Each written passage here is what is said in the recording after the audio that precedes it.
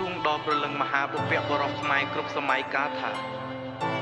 ឈាមខ្មែរដែលហូរគ្រប់សមរភូមិគឺជាឈាមស្នេហាជាតិនៃការការពារទឹកដីសូមឲ្យព្រលឹងមហាបុរសគ្រប់សម័យកាលជួយជាកម្លាំងឈរច្បាំងនឹងពួកយើងកុំចាត់ចោលឈ្លានពានឲ្យបោះពីដែនដីខ្មែរពួកយើងស្អប់សង្គ្រាមតែយើងរឹតតែស្អប់ការឈ្លានពានជាទីបំផុតស្នានចោលនៅតែចំចេះកែតាមខំគេដេញដូចជាសត្វឆ្កែ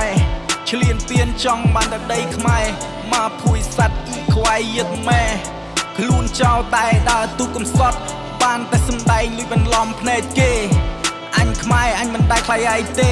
អញនឹងតបស្នងឯដូចជាអ្នកផ្លេឈាមខ្មែរដែលហូរគ្រប់សរសៃជាឈាមស្នេហ៍ជាតិស្មោះស្ម័គ្រនឹងទឹកដីនេះជាវរ្ម័នស្មារតីជាអ្នកចម្បាំងក្រងកដ៏ថ្លាថ្លៃពូចោលឯងកុំចង់មកបន្លំថាខ្លួនឯងគឺជាម្ចាស់ទឹកដី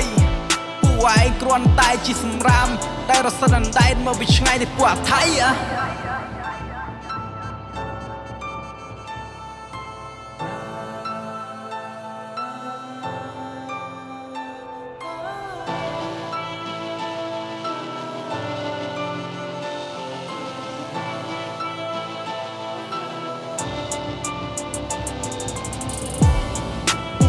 វាក៏ហក់គ្រប់នេតិ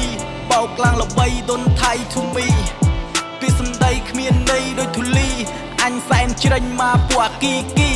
ប្រវត្តិសាស្ត្រពិនមានមិនដេចមិនរៀនមិនដេចទៅញៀនប្រវត្តិសាស្ត្រមើលខីឬនេះជាសារជាតិរបស់ថៃ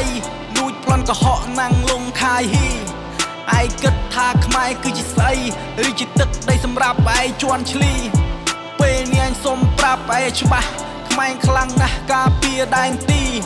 ដីខ្មែរសូមបីមួយចំអាមកុំសង្ឃឹមបានមកសន្តានញី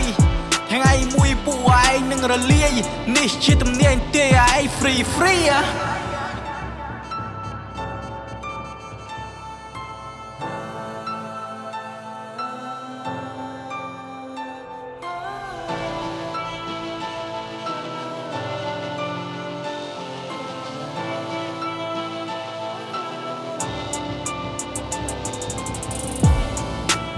ទៅពាក់បរោះគ្រប់សម័យខ្ញុំសំលើកដៃបួងសួងមន់ទា